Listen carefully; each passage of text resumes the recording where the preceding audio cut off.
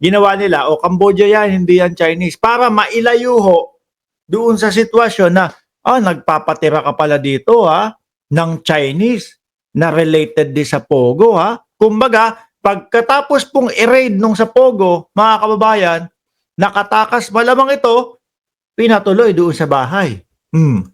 Pero ang totoo is Chinese siya. Oo. Tapos, ano siya sa, ano mo? Ang sabi mo? Yung bahay mo, ano? Yung bahay na yun is, Nakapangalan sa PH2. pag-aari ng Biancham stockholding, holding company, kinesong illegal na eming baklang panortern. Lahat na, bakla, panort. Panort na ba si Harry Roque? Nakikita ko lang medyo chubby eh. Pero hindi ko napapansin yung panort eh. Okay, guys, gusto yung malaman kung ano yung Biancham, kung saan galing yung pangalan na Parang yung isa Bian, yung Bian kaya tayo. Mga anak yata ni Roque kung di ako nagkakamali. yan. Ha? Gusto niyo malaman? Na napakasinungaling talaga ng baklang yan. Yung Biancham, yung B-I-N-C, pangalan niya nung anak niya Oh, ha? na si Bianca. Oh, Bianca. Kaya Bianc. Yung H-A-M tuloy.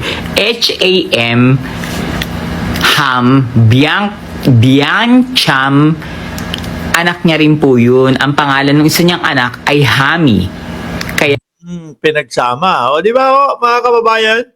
Pero ang mismong pangalan naka-under yung PH2. No?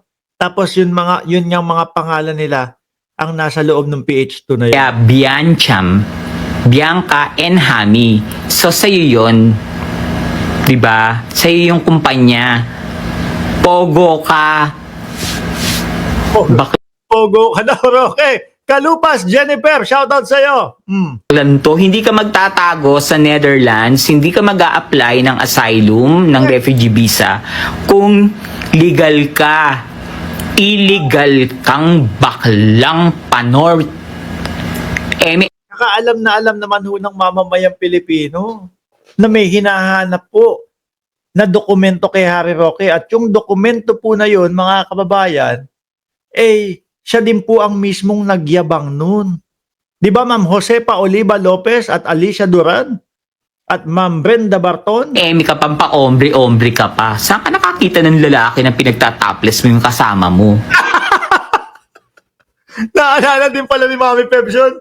Naalala niyo yan, mga kababayan? Yun yung hindi ko makalimutan kasi eh. Yung pagpapatopless, yung pag-dare ni Harry Roque kay kay Ronil Yang. Ako, kung sakali, no? Babae kasama ko, tapos order nga natin kung mapatopless to. At least may bikini sa loob. Siguro ganun ang gagawin ko siguro yan. Pero kapag yung kasama kong lalaki, tingnan natin kung mapapatopless natin to kasama kong lalaking malaki katawan. Parang hindi ko magagawa yun. Sabi mo, kung babae pa, sige nga, topless lang. Nakabikini ka naman dyan. Di ba? Ganon. Pero yung lalaki, pag tatoplessin mo, yung kasama mo, mapapaisip ka. Tapos, mga kababayan, pati ho yung si A.R. de la Serna, may joint account sila. Ano sabi ng mga congressman? Ang gumagawa lang ng mga may joint account to, sir, is magjowa, mag-asawa, magkapatid, o magtatay, magnanay. Siguro pinakamalayo, baka magpinsan, mga bossing.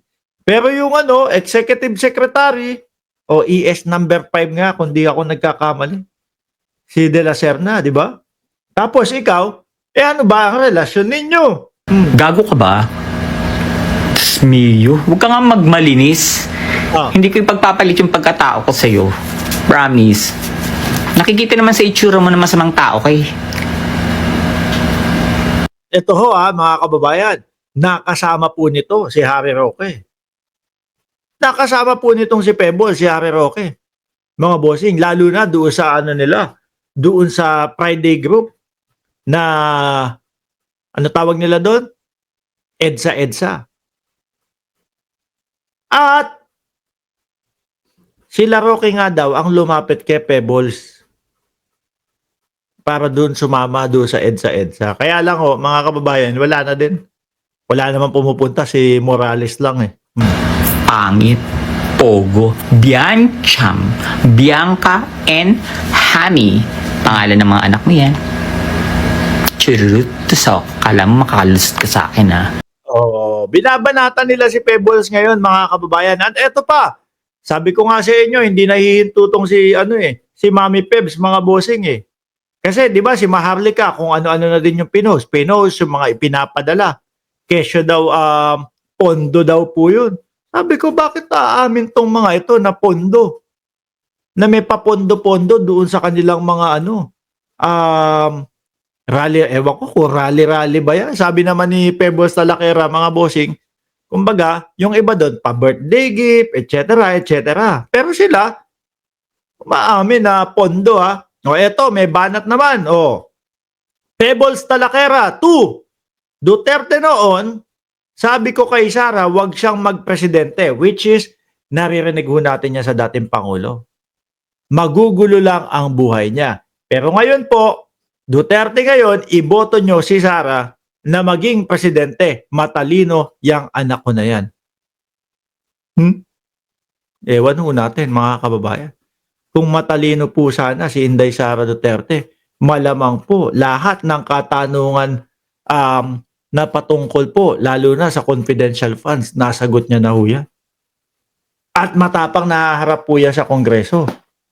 Hindi po yung patago-tago. Kasi nakikita natin, patago-tago eh. No? Meron po bang matalino na aabot ka sa punto na ihaharap mo sa mukha mo yung camera? Alam mong milyong-milyong Pilipino ang manonood nun. Merong mga alagad ng batas. Merong mga kalaban mo. Meron mga kalaban sa politika. Tapos magbabanta ka sa buhay ng tatlong individual.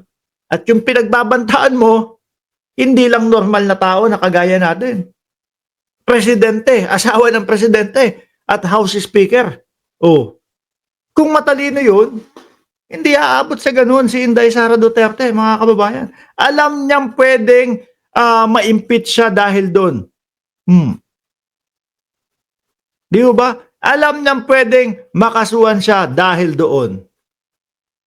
Pero nangyari ho. Di ba? Ang isang matalinong tao, hindi mo hahayaan na magkaroon ng butas sa iyo yung mga kalaban mo. Hindi mo hahayaan na meron silang masabi sa iyo